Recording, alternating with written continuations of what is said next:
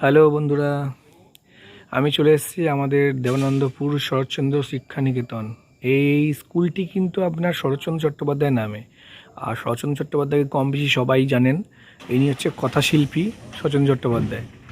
এনার নামে এই স্কুলটি আছে। আমি চলুন ঘুরে ঘুরে আপনাদেরকে আরও জিনিস দেখাবো। এই স্কুলে আমি পড়াশোনা করেছি এই স্কুলে।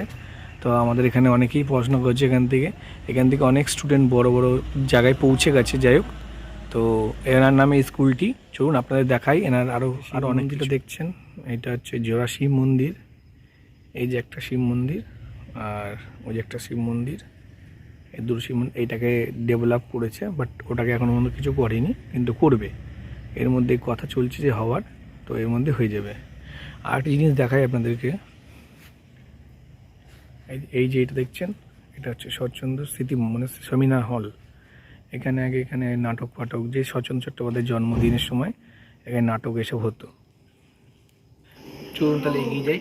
দেখুন, এইটি হচ্ছে আপনার শরৎচন্দ্র চট্টোপাধ্যায়ের স্ট্যাচু।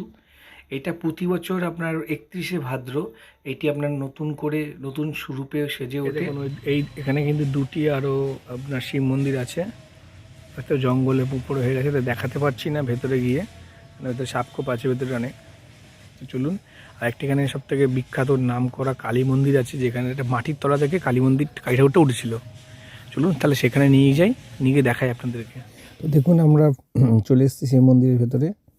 তো দেখছেন বাইরেটা, এটা হচ্ছে মন্দিরটা, কিন্তু এটা নতুন করা হয়েছে। মন্দিরটা এরকম ছিল না। ওই যে ঠাকুরটা ভেতরে দেখছেন, ওটা আমি এখন জুতো পরাছি, ঢুকতে পারলাম না ভেতরে, ঠাকুরমশাই বারণ করলো। তো ভেতরটা ওইটা কিন্তু মন্দিরটা আপনার শুধু জলের একটা কুয়ো ছিল, কুয়োর থেকে ওই ঠাকুরটা উঠেছিল। তো সেখানে এখন এখানকার লোকেরা সবাই, যারা বাসিন্দা আছে, তারা সবাই মিলে টাকা দিয়ে এই মন্দিরটাকে নতুন করে স্থাপন করা হয়েছে। এখানে প্রতি বছর বড় করে একটি জাঁকজমক করে পুজো করা হয়। সারা গ্রামবাসী আমাদের এখানে খিচুড়ি খাওয়াতে আমন্ত্রণ থাকে। তো দেখুন ভিতরটা ভালো করে। মা কালীর মুখটা আমি দেখাতে পারলাম না। চলুন সামনের দিকে আমরা এগিয়ে যাই। আরও অনেক অনেক নতুন ভিডিও আছে দেখাচ্ছি। তো দেখছেন এই যে রাস্তাটা যাচ্ছে, এই দেখুন আমি দেখিয়ে দিচ্ছি ভালো করে। এই দিক থেকে আপনারা এই রাস্তা ধরে চলে আসবেন, চলে এসে এইখান দিয়ে সোজা যাবেন। সোজা গেলে এখান থেকে অনেক জিনিস দেখার আছে। সরস্বতী নদী আছে, আপনার নিয়ে যাবো, ওখানেও নিয়ে যাবো। আর দেখুন এইখান থেকে গিয়ে আমরা যাচ্ছি সেই পুরনো দুর্গা মন্দির, দুর্গা দালান। চলুন এবার এগিয়ে যাই। তো আমরা চলে এলাম সেই দুর্গা মন্দিরের সামনে। এটা হচ্ছে বহু 300 থেকে 400 বছর আগেকার মন্দির।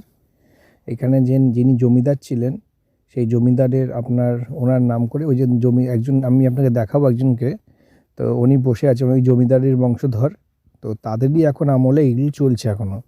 তো তারাই এখনও পর্যন্ত সেই পুরনো প্রথা, পুরনো সব কিছু, যে কাঠামোর ঠাকুর, আমাদের দুর্গা ঠাকুর, সেটাকে পুজো হয়। তো চলুন আরও বস্তু সেসব জানতে আমরা ভেতরে ঢুকবো।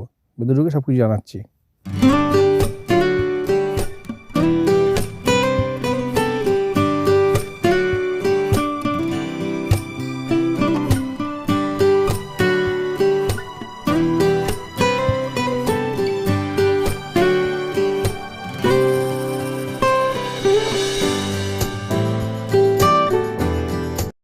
দেখুন এদিকে, এই যে এদিকে রাস্তা যে যাচ্ছে, এই রাস্তাটা হচ্ছে সেই জমিদার যে নাম বললাম, সেই জমিদারের বাড়ি। দেখুন এখন আমি হয়তো অন্ধকারটা হয়ে গেছে, তো আমি আপনাদের ভালো করে দেখাতে পারছি না।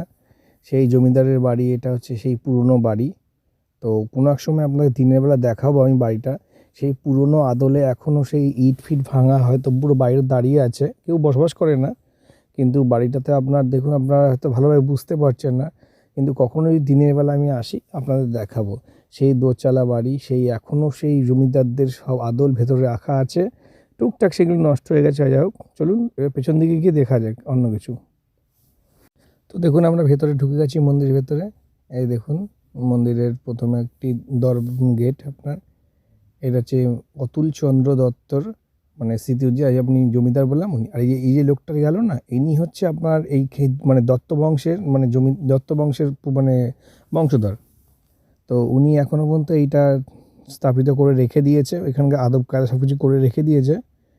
তো এইখানে দেখুন দুর্গা ঠাকুরের আপনি মূর্তি পাবেন বলতে কি, এখানে ওই একচালা যেগুলো হয় না, এগুলো কাঠামো। এই দেখুন কাঠামোটা, এই যে কাঠামোটা দাঁড়িয়েছে, এরকম টাইপের ঠাকুরটা, এইটাই আপনার গত বছর পুজো করা হবে। এর মধ্যেই মাটি লাগিয়ে পুজো করবে। আর একটা জিনিস দেখাই আপনাদেরকে, একটু আমি ক্যামেরাটা সরাই।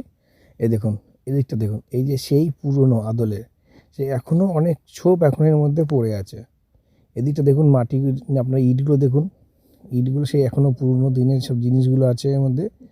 এই যে দেখুন ইটগুলো দেখুন, এখনকার ইট তখনকার ইট দেখুন। সেদিনকে তো আপনাদের বলেছিলাম যে দেখাবো সরস্বতী নদীটা, এই যে সেই সরস্বতী নদী ব্রিজ। আর এই যে আপনাদের দেখাই দেখুন ঘুরে একটু 1 মিনিট দেখুন, এই যে বট গাছটা আছে, এইটা সেই শরৎচন্দ্র চট্টোপাধ্যায় সে তখনকার আমলের গাছ। উনি এই গাছের তলায় বসে এখান থেকে মাছ ধরতো। মানে এই নদীটা তখন তো এরকম ছিল না, নদীটা অনেক বড় ছিল। তো আজকে এই অবধি ভিডিওটা ভালো লাগলে আমার চ্যানেলটি সাবস্ক্রাইব করুন। ধন্যবাদ।